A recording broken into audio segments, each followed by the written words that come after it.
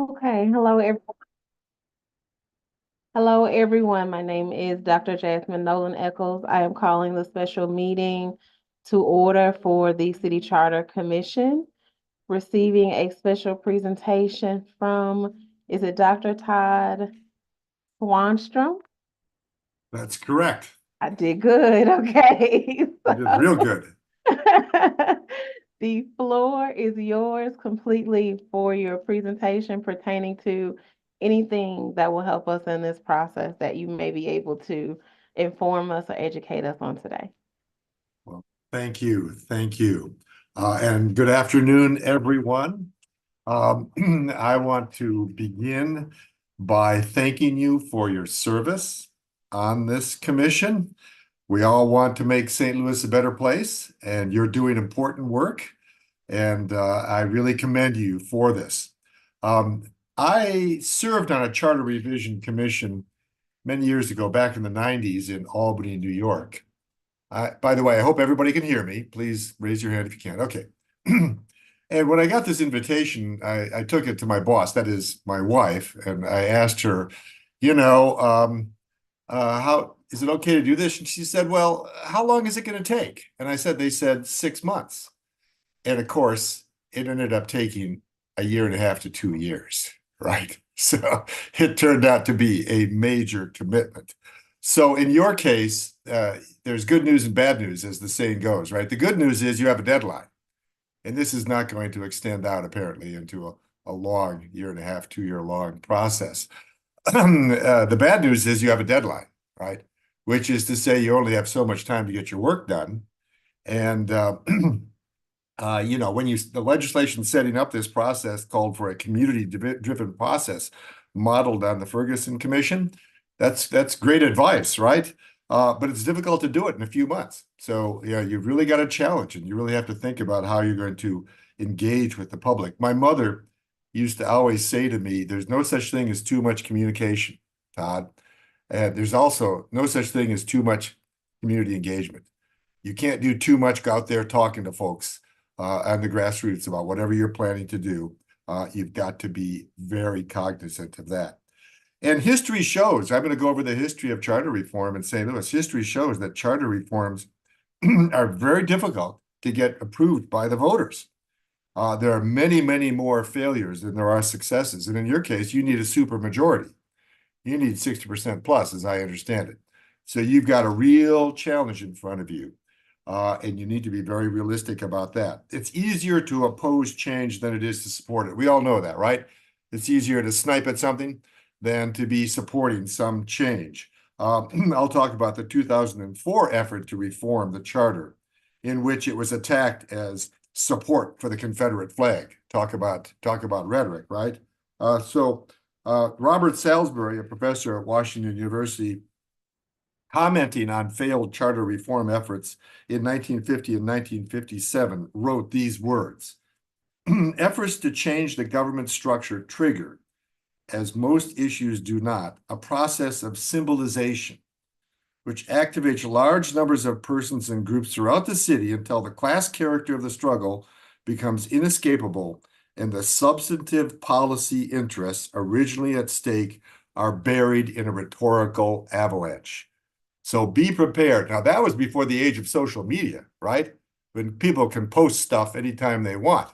And so be prepared that there may be a rhetorical avalanche in response to your proposals. So a repeated theme in the history of charter reform in St. Louis is that revision efforts are viewed as efforts by elites, especially business elites, to take the government away from the people and neighborhood interests. So be aware that that's how these changes are often perceived, even though you may not intend that at all, right? And I don't think that 2004 effort was intended that way either. So the lesson is you need to avoid any hint that charter revision is driven by middle and upper class business interests and working against the interests of working class people and local elected officials and neighborhood interests. So that's the broad theme. So what I'm going to do today, and there should be plenty of time for Q&A. I'm not going to take up the whole time. Whoop. I just lost my computer. There we go. I'm going to go quickly over the long sweep of the history of charter revision in St. Louis. By the way, I'm not a historian, so I'm basing this on a synthesis of existing secondary works. And then I'm going to get into a little more detail on the most recent effort in 2004, where I did do original research, interviewed people, and produced an article I think some of you may have read. The title of that article, which I wrote with Dr. Croft, Bob Croft at St. Louis University, was titled Deja Vu All Over Again. You may be familiar with Yogi Berra's phrase. Well, I hope that when you finish your work, it's not deja vu all over again, okay? Because there's a long history of failed charter revision. So this process of charter revision has a long history in the United States. Americans have always been very suspicious of executive authority and of strong government. In fact, our revolution was against the power of Parliament to tell us what to do here in the United States and the power of King George III, right? And so our original government was the Articles of Confederation. Some of you may have read about this in your civics courses that I've taught the Intro to Government many times, in which the government had no direct powers of taxation and had a plural executive, right? There was no one person in charge. So that system was viewed as, as dysfunctional, as too fragmented and too weak. And in some ways, I think we're in that same situation in St. Louis. We need to revise the Articles of Confederation. So the Constitutional Convention in Philadelphia was the original Charter Revision Commission. They were originally supposed to just revise the Articles of Confederation, but they decided they were going to rewrite and propose a whole new constitution, but that's another story. But I think the important thing about this original Charter Revision Commission is that these ideas for the U.S. Constitution, which were kind of taught that they were almost divinely inspired, right, did not come right out of the minds of these brilliant framers. They were a tissue of political compromises. Federalism is a political compromise between those who wanted a strong federal government and those who wanted stronger state governments, right? So don't think of your work as a charter revision that you're coming up, that it's a Platonic exercise in which you're trying to find the ideal form. It is a thoroughly political process from beginning to end. And I learned that when I served on the Charter Revision Commission in Albany. You wouldn't believe the politics that occurred. And by the way, we finally succeeded in proposing charter revisions that were passed by the voters. So it can be done. And it is a thoroughly political process in the best sense of the term politics. What do I mean by politics? I'll give you my definition of politics, which is the process by which differing interests within the city are conciliated by giving them a share in power and decision-making. So your goal is to do politics that you can make most of the major interests in the city feel as though they've been consulted and they're part of this and their interests are represented in what you're going to propose. Cities, by the way, you probably all know, are not mentioned in the U.S. Constitution. There's something called Dillon's Rule, which says that state legislatures totally control cities. Cities have no power on their own. All their power comes from the state legislature, from the states. However, in the post-Civil War period, there was something called the Home Rule movement. And what the Home Rule movement is a movement that said cities should be able to write their own charters, to write their own constitutions, right? And this movement gained force after the Civil War. And by the way, St. Louis, and this is, I think, very interesting, I don't hear this talked about very much, we are the very, very first home rule charter city in the nation. We were the first city in the United States that got the right under the Missouri Constitution to write their own charter, to write how they were going to be governed. So this is a proud tradition. I mean, we go back a long ways. And of course, the original charter was the 1876 charter, probably more famous for the so-called Great Divorce, right, in which the city and county got divorced and the city of St. Louis's borders got fixed in concrete. That's a separate problem. We're not going to talk about that today.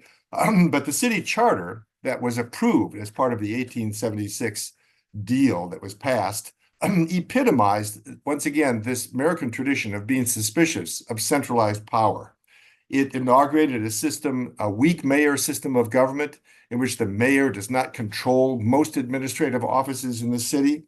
It also inaugurated a bicameral legislature, which an upper and a lower house. You had a House of Delegates elected by wards and another city council elected at large, which of course made it much more difficult to get things through.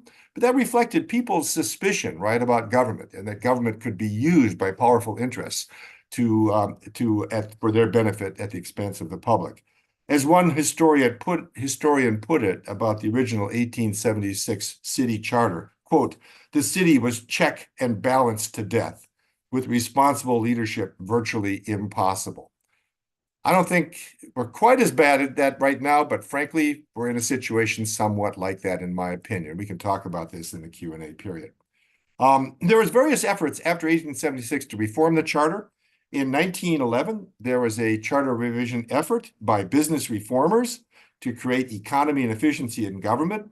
They proposed a unicameral legislature, elected at large, unicameral board of aldermen, if you will, and a strong mayor form of government. It was viewed as an instrument of the wealthy elites, or what was called back then the big cinch, which was all the bankers and lawyers and downtown interests, right? And it lost 3-1. 75% of the people voted against it. Once again, that theme that if the voters feel that this is an attempt to centralize government and make government more powerful at their expense, it's going to be rejected. In 1914, they learned their lesson. The reformers recognized the need to involve the politicians, the working class, and the neighborhood interests or ward-based interests in the process. They met, according to what I've read, they met twice a week from April to November in 1913, 52 separate meetings of the Charter Revision Commission, all open to the public, right? Can you imagine that? They shifted to a unicameral legislature, elected at large, and a board of estimate and apportionment. So those kind of cut in different directions, right? The unicameral legislature sort of unifies power in some way. The board of estimate and apportionment, once again, provides a lot of checks and balances, right? Because you have to get 3 votes or 2 votes to get anything done. But it also included, and this was the crucial dimension that got the 1914 charter through. It included, originally the business people didn't necessarily want this, but it included initiative, referendum, and recall. You know, these kind of power to the people reforms that were advocated in the early 20th century, right? And it passed with 51.5% of the vote. So it squeaked by in this kind of compromise, right? Between more democratic grassroots, you might say, democratic involvement versus a stronger, at least, board of aldermen. So since then, there's been a perception that it's still a system that is kind of checked and balanced to death, that is highly fragmented, that gives maybe too much power to ward-based interests. So there have been several efforts to try to reform the 1914 charter. And under the 1914 charter coming up into the contemporary period, basically ward bosses or ward healers controlled a lot of patronage jobs. There was a lot of decentralization. There were a lot of ways in which you had to get the approval of your alderman to get things done, right? And there was a feeling, especially among business interests, that this slowed development, that it made the city less dynamic and less ability to grow. So in 1950, there was an effort moved toward a strong mayor system of government, eliminate patronage jobs by spreading civil service protection. So this was, you know, a classic business reform effort to create economy and efficiency in government by centralizing power under the mayor, and it got 36% of the vote. Didn't even get close to passing. In 1957, there was another effort. It was aimed more at the Board of Aldermen. It reduced the Board of Aldermen from 28 to 14, and it included 7 members of the Board of Aldermen elected at large. Under the sort of business reform principle, electing aldermen at large will reduce those narrow parochial interests in the neighborhoods, right? And give the broader public interest more expression. That particular proposal got less than 40% of the vote. So those were 2 classic business reform initiatives, right?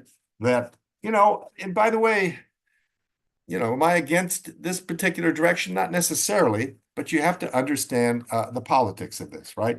So in 2004, there was another charter reform effort that failed. This is the one that Dr. Croft and I wrote an article about. I attended several meetings. There were experts who were consulted on this by the National League of Cities, which led some of the civic engagement process. So a bunch of people, myself included, were invited to meetings. Frankly, I felt that they weren't really consulting me, that they'd already made up their mind, right, on what they were going to do. I mean, you know, people don't like that feeling, by the way. They do not like that feeling that if you come to them and say, I want to hear you, what do you want to say? But you know already that they seem like they already know exactly what they're going to recommend. And that's the way we felt. And a number of us talked at the time. Why are they even talking to us, right? It also had it was led by Civic Progress, which is, of course, all the major corporations in St. Louis. The main concern was this weak mayor ward-based system in St. Louis that the business class, especially downtown businesses and the leaders of Civic Progress, felt slowed down economic development in the city. This whole idea of aldermanic courtesy, right? That you had to get the alderman's approval, and in some cases cut deals with the alderman. And we all know that this has been a problem recently, right? With the president of the Board of Aldermen, a couple other members of the Board of Aldermen got convicted, right, of corruption that is shaking down interest in order to get permission for development. So there clearly is a kind of issue here, right? They did an extensive process of civic engagement, by the way, in the 2004 proposal. They had a stakeholder assembly with 150 members in it. And now, one of the problems here is they forbid any politicians to be on the stakeholder assembly. So it was very much against the politicians. The view was that the politicians are corrupt, right? And the politicians, the elected officials, are bought into the system and they won't recommend change. They had 8 meetings of the stakeholder assembly. The people we interviewed said that it did not feel like a truly deliberative body. It did not feel like they had any say. It's like they already knew, once again, what they were going to propose. And by the way, the proposal came out of something called the Walker Commission 8 years earlier, and they advocated exactly what the Walker Commission had recommended, right? Which was a business-dominated commission, once again. So people felt it was kind of a window dressing the stakeholder assembly. They proposed 4 changes to the city charter to replace the Board of Estimate and Apportionment with a finance department under the mayor, to reduce the number of county elected officials and put some of those offices underneath the mayor, as is traditional in most strong mayor forms of government in the United States, by the way. Create an chief administrative officer to administer some of the more strictly administrative functions of city government, and reduce the size of the Board of Aldermen. It's a classic case of middle-class business reform agenda to make the city increase its economy and efficiency, right? Make it a more straightforward and powerful entity. There was rhetorical excess on both sides. Remember, I talked about the rhetorical earth avalanche. There were billboards around town. Next to the depiction of the Confederate flag, the billboards read, quote, "A vote for Charter Amendments A, B, C, and D equals support for the Confederate flag. A vote against A, B, C, and D protects your right to vote." It turns out the billboards were erected by a 33-year-old white man who worked in the family's bar on the South Side. And the St. Louis Post-Dispatch responded to this attack on the charter reform proposals, right? And here's what they said, which I think is another problem of rhetorical excess, right? They lashed out at the billboards as a despicable effort by, quote, "the feeder pigs," that is, the elected party officials, right, "who are now squealing and wriggling to keep their place at the public trough." Well, if you attack elected officials as a bunch of pigs, right, swilling at the trough, you're hardly going to get a lot of support from them, right, in your proposal. That's not politics as I said it, right, which is this process of conciliating people by giving them a share or a feeling of being consulted in part of the process. So not one of the 4 charter proposals got 50% of the vote, even though it needed 60%. There was a predictable backlash against classic business reform proposals. The lower income and largely African-American wards voted overwhelmingly against it. The only places that gave it strong support were in the central corridor, the so-called silk stocking wards of higher income, largely white populations. So in conclusion, what recommendations, what do we learn from history? First is we learn about the process of charter revision, which is you need a deep process of civic engagement. And that's why I'm worried that you have a short time frame, right? I like the fact, by the way, that this process has not been led by Civic Progress, has not been orchestrated by the big corporations in St. Louis. It was led by the public sector, by government, and you've been appointed, as I understand, it's kind of a complex process, right? But by the Board of Aldermen and the mayor, which is good. You're involving elected officials and people who in government in this process. So I think that's great. You have your ear to the ground. I've looked at, who's on this commission. It looks like you look like a pretty good group, right? You're not some elites, living out in Clayton or whatever. You're not. You've involved the so-called feeder pigs, right, in the process, right, as the Post-Dispatch so despairingly described elected officials. That's good. So I really like the process that way. But don't become identified with any political figure. If your reforms get identified with a particular political figure, whether it's the president, whether it's the president of the board of aldermen or the mayor, or for that matter, any particular political interest, it's going to be polarizing. It's going to be difficult. Meet as often as you can with civic groups. Follow my mother's advice. There's no such thing as too much communications. No such thing as too much civic engagement. Okay, with regard to substance, what it is that you're going to recommend. This is not my emphasis. It's not from me here, Professor Swanstrom, to tell you what you should advocate for, right? But I'm going to make talk about a few general principles, a few broad principles. As I've said, many previous reform efforts have been typecast or stereotyped as representing the interests of the business elite class in St. Louis. You have to watch out about this. You need to balance strengthening the mayor and centralizing administrative authority, which parenthetically, I'll say, this is my opinion, I'm not an expert. This is not Professor Swanstrom having the definitive view, right? I think we need some of this, right? I think we need to get rid of all these county elected offices. I think we need to simplify the administrative structure. I think we need to centralize the budgetary process, et cetera. But we also need to balance that with other things that empower the people, that empower grassroots neighborhood interests, that involve them in government at the same time. So if you propose one set of proposals that emphasize the centralization and streamlining of government, I think you're going to lose, if history is any lesson, right? I could be wrong, by the way. You could propose these things, and maybe Swanstrom will be totally wrong, and 100 years of history, or really more than that, will be proven wrong. But, so what are some of the things you can do? Well, and once again, I'm not recommending these. I'm just saying you need to think about how you get positioned as recommending something that is both creating economy and efficiency in government and democratic accountability and transparency in government, okay? So things like, putting the elections on cycle with the major federal elections, the research is pretty clear that tends to empower more working class and minority voters, because they vote at a higher rate in these high value federal elections. Strengthening the board of aldermen in general as a policymaking authority and check on the mayor would, of course, be smart. Perhaps formalizing the role of neighborhoods and responding to new developments, and more transparency in government. Whatever you can do to create transparency, because one thing the internet does is it creates the possibility of shining a light. It's Justice Brandeis has said, one of the great, transparency is the great way to counter and corruption and insider dealing, right? So let me stop there. I'm glad to comment on any specific proposals you have in mind. And let me conclude with this, which is, I would say that, and I mean this sincerely, that any successful effort to reform the city government in St. Louis would be a significant step forward, because it would show that the city can modernize itself, right? That it is capable of change.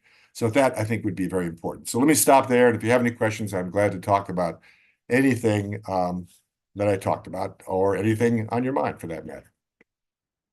I wanted to start by saying thank you very much for your presentation and the points in which you mentioned for us to all reflect on as we are preparing for our initial summaries pertaining to the recommendations that we are going to discuss, debate, deliberate, and put forth.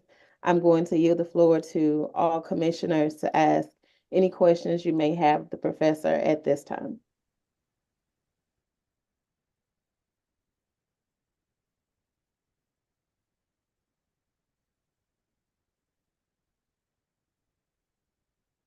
Any questions? Okay, I have a few. I'm gonna start with mine. If you guys have questions, you got to unmute yourself and ask your questions. I would prefer you guys to go first, but if you don't have any questions, then I'll go ahead and ask mine. Anna, you're muted.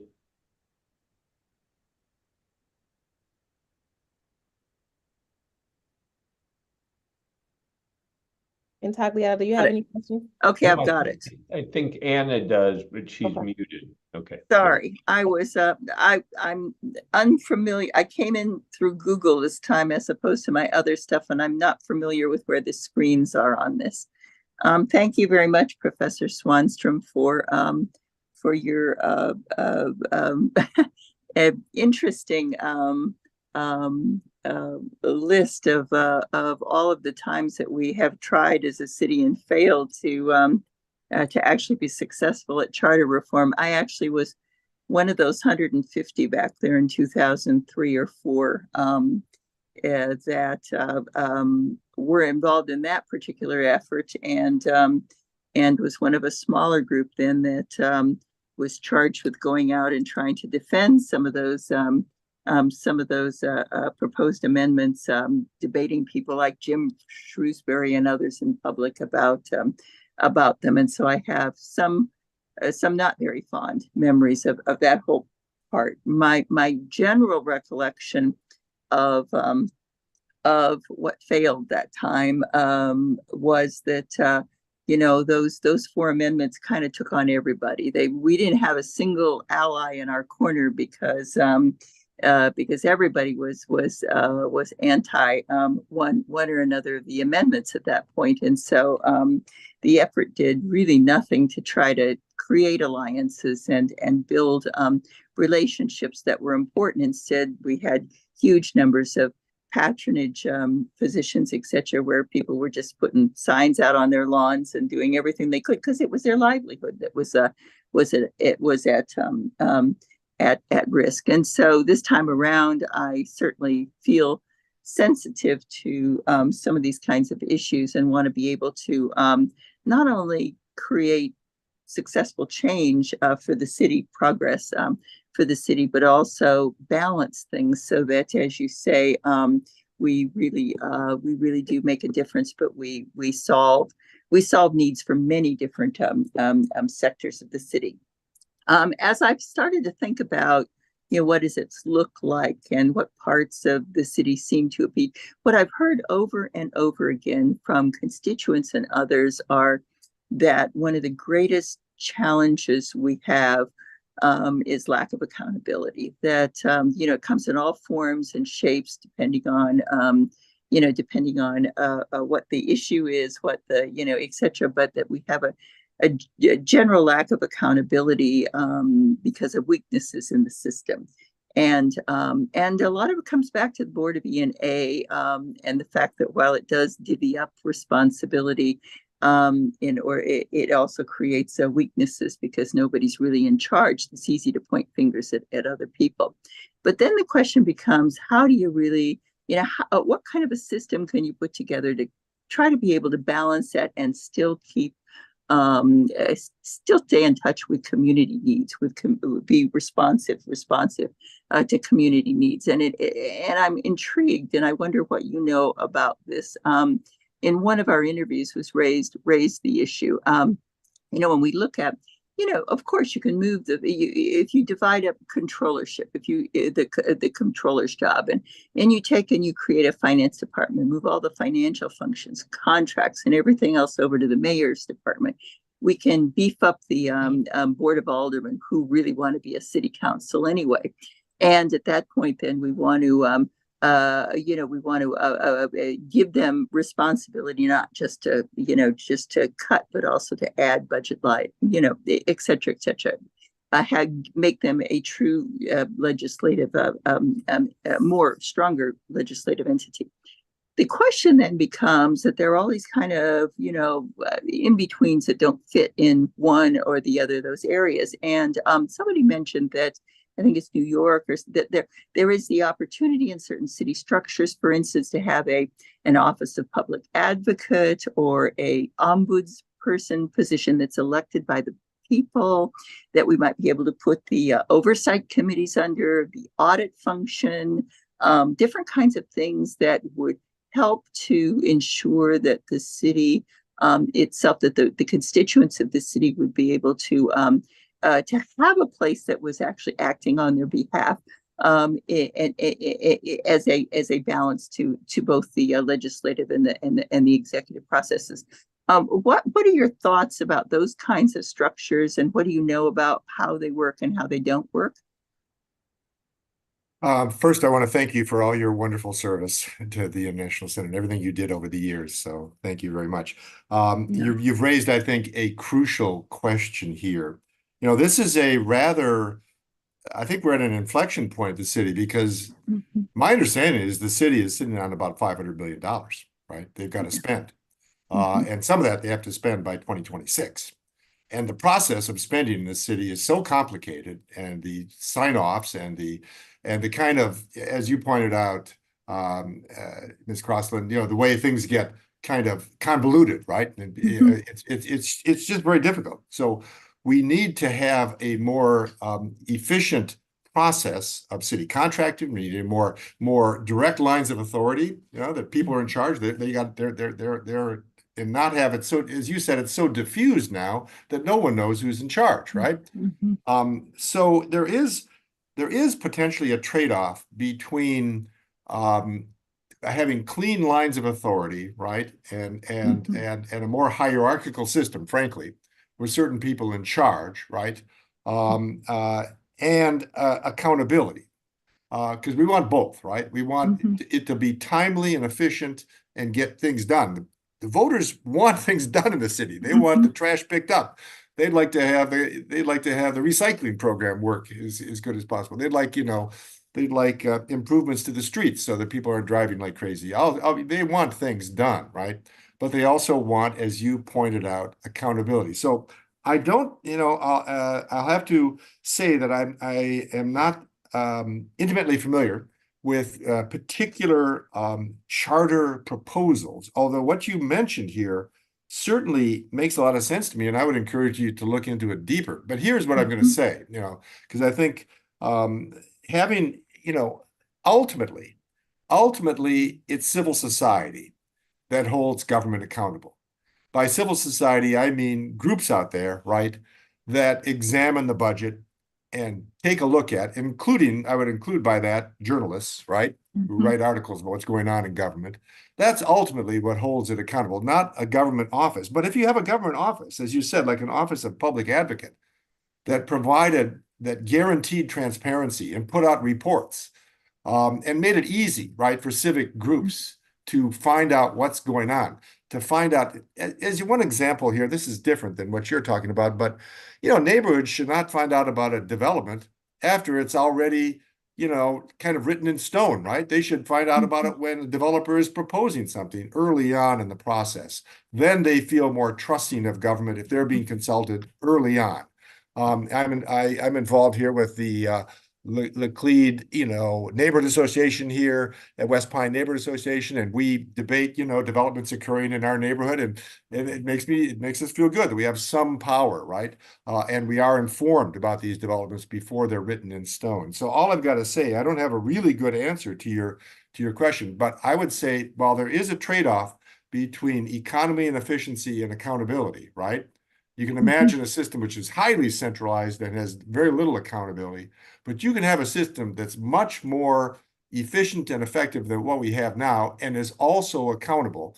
And I would Mhm. say the main way to do that is through transparency, which one of the great advantages, the internet has lots of problems, in my opinion, but one of its great advantages is you can post things on the internet and anybody can download them, right? So if you required that kind of transparency, you would encourage civic groups to get involved. And ultimately, you need those civic groups and the journalists and the others, right, to hold the office makers accountable. I hope I was at least somewhat Yeah, responsive makes to your sense. question. Yeah. Yeah. Well, I've been thinking about this lately and wondering how you build that accountability. And it seems to me that it's the people want an entity of some sort that is helping them to ensure that accountability by revealing, what the realities are in a trustworthy manner. Well, I think the citizens out there are confused by city government. Mhm. There's so many different offices. Mhm. According to my count, there's something like 9 separately elected citywide offices. I mean, people can't pay attention to 9 separate, people in charge, right? Mhm. So, as somebody once commented on the New York Constitution earlier in the 20th century, it looks like the organizational chart looks like it was written by a drunken spider, right? I mean, it's all over the place, right? There's not the clean lines of authority that you can trace up to the decision makers. So we got to get this drunken spider, right? Dr. Nolan Eccles, we gotta go from a drunken spider to Listen, I something a little bit more completely, coherent, I think. Okay. Completely agree. The first time I saw it and the very first professor we had on to present regarding it, and I was reading while he was presenting. And I believe at the second special meeting, I said, it's just a poorly written business document. Because professionally I rewrite and orchestrate these governing documents, I'm familiar with the process of what it means to have it amended and have these types of governing bylaw kind of structures truly operate and manage businesses efficiently, and create the foundation for their efficiency. So when I read our chart, I said, there is no way we are operating by way of efficiency and effectiveness with this. If this is what we're actually using. And then as the process has gone on, we found that really ordinances is what the city is using to manage, operate, and govern itself. But even when you read more than half of those, they aren't written in a way where, again, transparency and accountability, effectiveness, efficiency, just all of those aspects are within how it is structurally written. So I try to not say too much, but just in my reading of it continually, article after article, I can't begin to understand how we've operated the city off of this document this way for this long. I think you put it so well, and it's not that if you put more functions directly under the mayor, it's your judgment as to exactly what. That, in my opinion, makes the system ultimately more democratic and accountable. You can say, if he or she doesn't do it, I'll elect someone else, right? But right now, it's so complicated and so convoluted that you don't know who to hold responsible, I think, in most cases, right? Yeah. I think also we've seen, I've heard, I want to say maybe 8 times where individuals don't want to put who's accountable or responsible for certain things in the charter. I have conflict with that because I have not written governing documents where it's not clear who is responsible for what or why or how or anything of that nature. We have this kind of notion of keeping things simple and let's keep it simplistic and all of this, but truly governing documents are supposed to be the most clearly concrete, concisely written items that you should find in any institution of operations. So that's a conflict that I've had thus far with the process, which is why I've requested several special meetings to help kind of drive this aspect of it. This is not a simple fix. This is not, it cannot be just as simple as, continuing to not document who is responsible or who is accountable or who somebody is accountable or responsible to. We can't say we're doing recommendations for the best interest of the people and the people can't follow what it is that's governing them. It's a conflict for me. So it just Well, I have a PhD in political science and I've studied it for 40 years and I know a certain amount about St. Louis city government and I have trouble figuring it out often. My daughter works for the city. I live in the city. I'm a taxpayer in the city and I find it often kind of overwhelming, like all these different offices and who's in charge. And so, this idea that, authority and power are not bad in and of themselves. They're good and they can get things done, but they also need to be accountable and transparent. That's that, you need to make sure you do both at once. Well, and I think the balancing act that we are very cognizant of on the commission is that this needs to be a somewhat living document because it may be a while. If we manage to pass something, it may be a while until we have a chance to be able to pass something again. And so to the degree that actually we fix things in a way that is largely immutable then in a few years when things may have changed, that may in fact hamper progress. And so we have a balancing act, which is clarity versus flexibility. And I think that's what we really want to focus on in the amendments and in the document changes that we make right now, because to me, at least, a charter is more like the Constitution, as opposed to the laws and legislation, which are really the ordinances at that point. And so we want to make sure that we have a living document that does the city well for a long time. Well, you're making a really good point, because the U.S. Constitution, by the way, is an extremely short document. Mhm. And what that means is we've been fighting about the U.S. Constitution for over 200 years, right? And the reason why is they put things in relatively vague or open terms, ambiguous terms, right? They did that. Ambiguity, by the way, as I tell my students, is the mother of political coalitions, which is to say, if you're somewhat ambiguous and leave it somewhat open. Now, you may say, well, this is not perfect. The city charter, the St. Louis City Charter, is very detailed. Get into it sometime. I mean, it's really detailed. It's better in some cases to put things in more general ways, as you say, as a living document. And that just, it defers battles, I understand, down the way, right? But you can't solve everything now.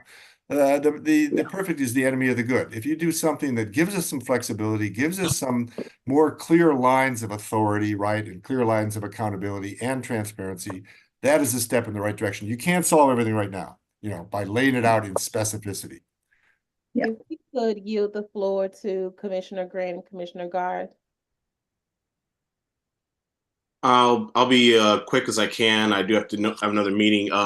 But Professor Swanstrom, thank you for your presentation. And I just wanted to kind of go back to something you said, which really is standing out to me.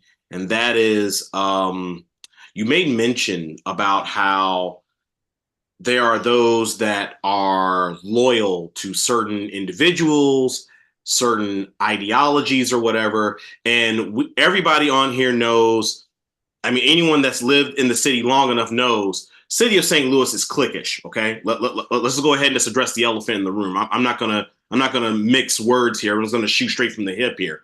It's known that it operates from a cliquish standpoint. And so what is your idea, or what are your thoughts on bridging the gap between behavior versus process? Because we already see that the process, and we can talk about accountability and all that all day, every day, and twice on Sunday. But at the end of the day, you can have the transparency, and you can maybe try and get some accountability in there. But the problem, the real root, is the behavior. And a lot of this has been around for a very long time. I mean, for myself, I don't know, for Dr. Eccles, we've seen this since we were knee high off the ground.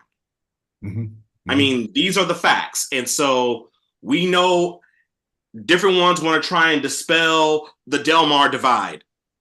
Guess what? There is a divide. There is a Mason-Dixon line in the city of St. Louis. No one wants to talk about that as much.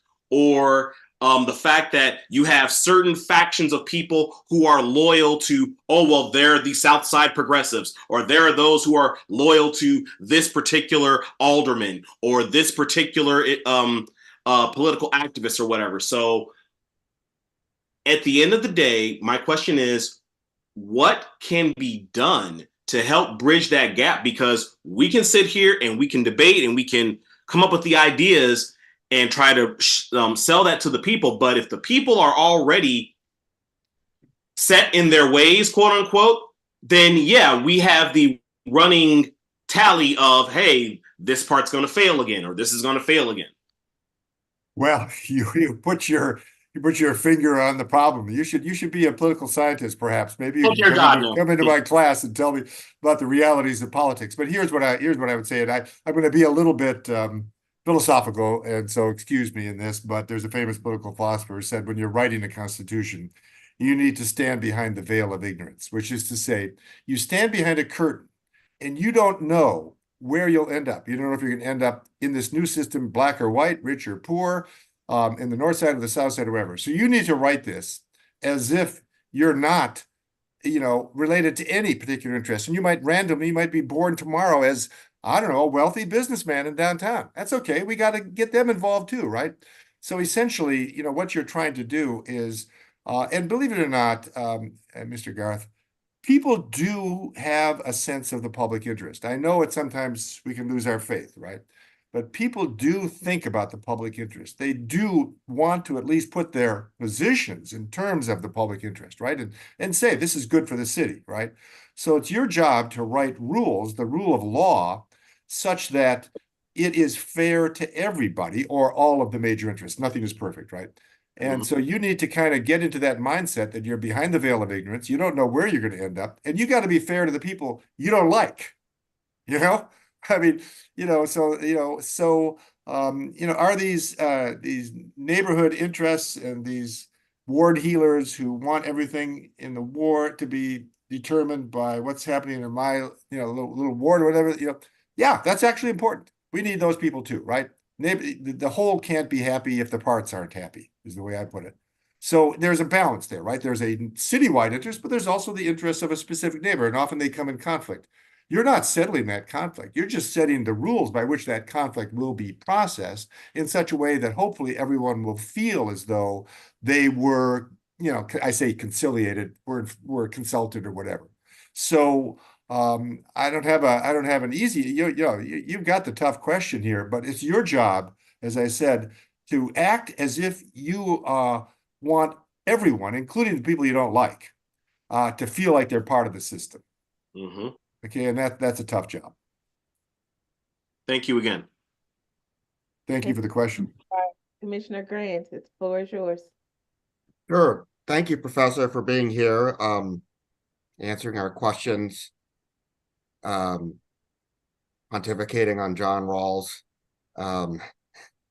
I have some very specific questions about proposals that have been put forth to the commission. I'd kind of like your thoughts on. There are three things that specific proposals I'd like your opinion on as someone who studied St. Louis and generally political science. One is the pros and cons of at-large districts as far as I suppose, a form of better representation versus the diminishment of minority power. Two, moving elections, local elections from March and April dates to November dates, as far as maybe increasing participation if you go to November versus a perhaps increase in corporate and money interests being able to influence the elections in November. And three, a city manager position that's used in a lot of municipalities and cities in Missouri, including Kansas City and many of our suburbs, as far as, I guess, in a way, increasing efficiency and accountability versus the detriments of a lack of direct or the sort of a lessening of democracy in a way, if under a city manager system. Good. Before I preface my remarks with that, my views on these are not, definitive, conclusions of a political scientist, because values come in. There's no way around, So with regard to the first one, to move from ward-based to at-large elections, the literature is clear that that tends to, other things being equal, reduce the representation of working class, minority, and lower income interests. The reason being is, in the city of St. Louis, when we had our small wards, 28 wards, you could literally go door to door into every single potential voter, prior to the election, right? They were so small, those wards. I think they were probably too small, and I generally favored a reduction to 14, given how much our population has declined, right? So, but there's no doubt that other things being equal, moving to at-large elections is going to reduce the representation of lower income, minority, and less professional, let's say, less middle-class professional interests, right? Because they're going to have to raise more money to conduct a citywide campaign, right? There's no doubt about that. Now, a lot of cities do succeed by having a mix of at-large and ward-based, district-based elections. So that's one possibility, right? To mix those principles, because running at-large does require you to articulate more of a citywide vision, right? So in some ways, that's good. But in most systems, that balance is, the mayor and the president of the board of aldermen have to articulate a citywide vision, right? So you've already got, to a certain extent, that balance, in the government. With regard to the second one, the switch to November elections, once again, the literature is pretty clear here that this does increase turnout by working class, lower income, and minority interests, right? Other things being equal. You always have to say ceteris paribus, right? Other things being equal. That if you switch to November elections, you're going to have a larger turnout. That larger turnout is not going to be so skewed toward homeowners and middle class and higher income interests, right? So if you switch to the November cycle, and you said there's also more money in the November cycle. There's a potential there of perhaps money dominating the election. But you'll notice there's a lot of things going on, during the federal election cycle. I'm not sure how much of it would be shifted easily into, St. Louis citywide, races, or St. Louis races more generally. The third one, the city manager proposal, there really was a movement toward the city manager system earlier in the 20th century. And for smaller cities around the country, the city manager system is extremely popular. And it's a long discussion, and there's no perfect solution here, right? But the idea of the city manager is to take the politics out of administration, right? To have somebody who's a professional who will implement what the council, right, can decide should be the policy of the city. Well, unfortunately, you can't take the politics out of administration. You talk to city managers around the country, they'll tell you, I have to be political, which is to say, I have to be talking to people so that I can keep a majority of the city council on my side, right? And if I don't, I'm going to lose my job. So this idea that, you can have sort of the immaculate conception, right? You can have a city manager who's totally free of politics is, I think, mythical, especially in a large, relatively complex, racially diverse and economically diverse city like St. Louis. So in general, Mr. Grant, I'm not inclined toward the city manager proposal. Not saying it wouldn't, I think the impulse is good, right? Because the impulse is we do need to take some of the politics out of administration. A certain kind of politics can be taken out, and other politics is frankly always going to be there. So my answer to that is I'm not inclined toward it for large diverse cities like St. Louis. You can achieve the same thing, I think, by creating more, by expanding, but by creating clear lines of authority. I mean, the problem in St. Louis is not so much that we don't have a city manager, but what would the city manager be in charge of if there are 9 separately elected citywide offices, right? I'm not quite so sure what it would be. It's a complicated. We kind of have a Rube Goldberg machine. If you've seen those Rube Goldberg cartoons, where you light a cigar, in order to light a cigar, you have to feed a pigeon that pecks on a board, et cetera, et cetera. Our government looks a little bit like a Rube Goldberg machine. And the first thing I think is to make it cleaner lines of authority, right, and responsibility. The city manager is, once again, in some ways it's a good idea, but I'm not sure it would work so well for a bigger city like St. Louis. Although other cities have done it, like Kansas City, like you said, and I would talk to them and see, what they think. Commissioner Grant, anything else? Thank you. I want to, for my question, I want to go back to your statement that I've written down from the 2004 failed attempt at charter reform, that we have some commissioners that were a part of that process. I have been reached out by in your report, in your research, and some other research and reports that were done from that process, the Black people that were pushed away from that process, that were both involved in the committees, on the commission, and everything else, and they happen to be around a certain age group and from a certain population, and all of the different demographical ideals you can think of, they were all in alignment. They were pushed out and away, and they left that process. And that hasn't come up in this discussion or many other discussions, but I'm starting to experience some of that in this commission and in my interaction and engagement, whereas the voice of Black women specifically has been silenced in this city for so long. And it's not just the St. Louis thing, but it's pretty much a national thing, that we don't recognize it. So much so that everybody that has had a presentation has pretty much asked for the pronouns in the charter to be changed, given that the majority of the individuals working in the city happen to reflect being Black, being a woman, and being of said neighborhoods, said counties, said areas of the city. We understand the percentage and the data related to Black people in St. Louis City. Meanwhile, we continue to do efforts, design commissions, and hire and employ personnel that don't reflect the percentage of people that are Black in this city. We continue to run females and Black females away from these processes. So again, that did not come up in this discussion from the commissioners that were a part of that process then, or yourself. But I want to ask specifically, when Black women are ran away from civic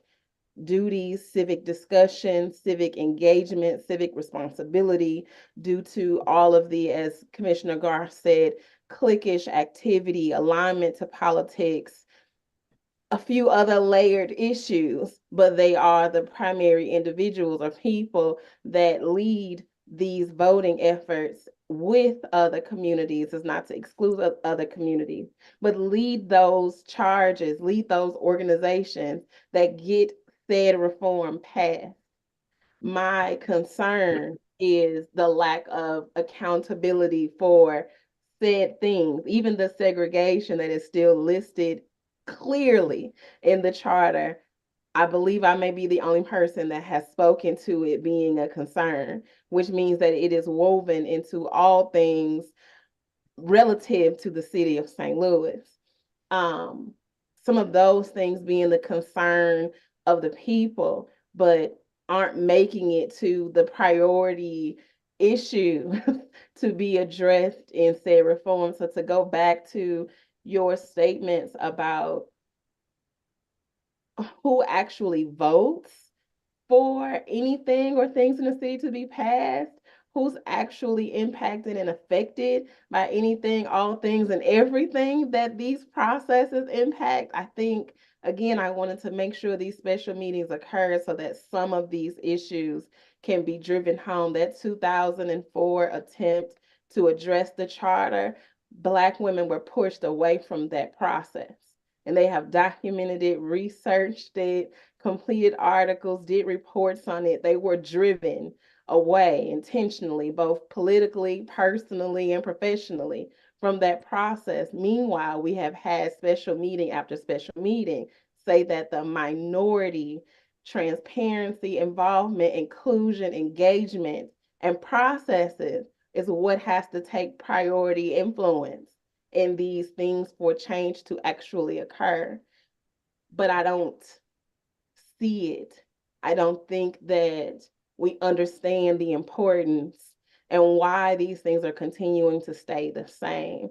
So if you could, while we have less than a few minutes, speak to what it means to engage minorities, primarily Black women, in these processes, whether they were born or raised here or not, what it means for them to be involved, to be heard, to be included and engaged in charter reform processes that are about civic engagement, whether they're political or not, pertaining to how they live in the city, how they navigate, how they participate with civic departments, elected officials, divisions, all of these things. There are true horror stories behind how Black women are treated in the city related to government.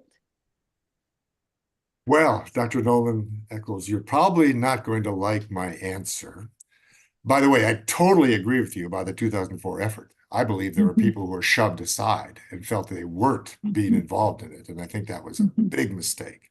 And so I agree with you about that process, right? And I heard some of the same things. But, you know, the solution to the problems of democracy is more democracy, more openness, more accountability. Remember I said stand behind the veil of ignorance. So I understand your issue that Black women have been pushed aside, and I agree with you. That has happened, right? By the way, most people don't give a damn about charters. If you go out there and talk to the average person, they'll start yawning when you start talking about charter revision, right? You've got to persuade them that this really affects their life, right?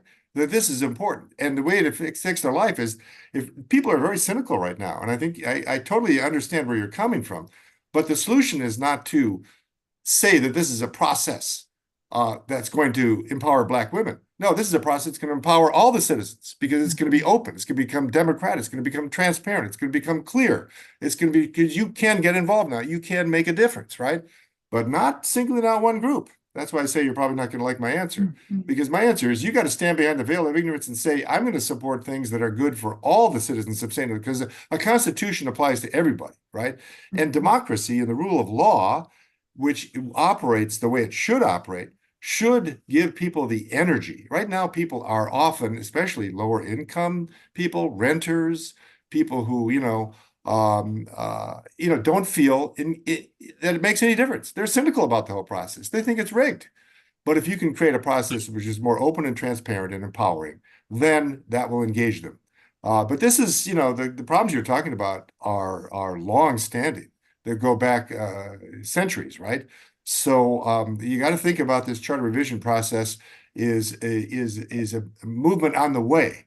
You're not going to solve this problem overnight with a charter, but hopefully you can create a system where people feel energetic, right? They want to get involved because they know they can make a difference. I agree. I think I do like your answer. So it's not that I don't like your answer. I like your answer. My response to every and all people that engage with me about the charter process is that it is not specific to a particular issue, area, demographic, or anything, but specifically in 2004, the reports show that that particular group of people were omitted, eliminated, told, or forced out or pushed out, or whomever the case may be. And in my reading and my researching, it was identified at least 3 times. So in research, when I see something repeat itself, that means that it actually occurred. And the reporter that you mentioned, in his reports as well, and a few others. So I wanted to make sure that I brought it up when you mentioned the 2004 reform, because it did occur to a particular group, to that designated group of people, and it was documented on a few different occasions. But I did like your answer, because I tend to yield to an everybody and all people approach, even though my ties, being who I am and how I am to the city, is what it is. It is definitely not changing or altering from that perspective. But I did want to say, I know that the time is 5:35. I appreciate you for coming to the special meeting for the Charter Commission, and we are grateful for your time and have answered our questions and participated with us in this process pertaining to hopefully modernizing the city charter and making it better for all citizens of the city of St. Louis. Well, thank you for inviting me, and good luck with your work. Thank you so much. Okay. Bye-bye, everybody. Stay safe.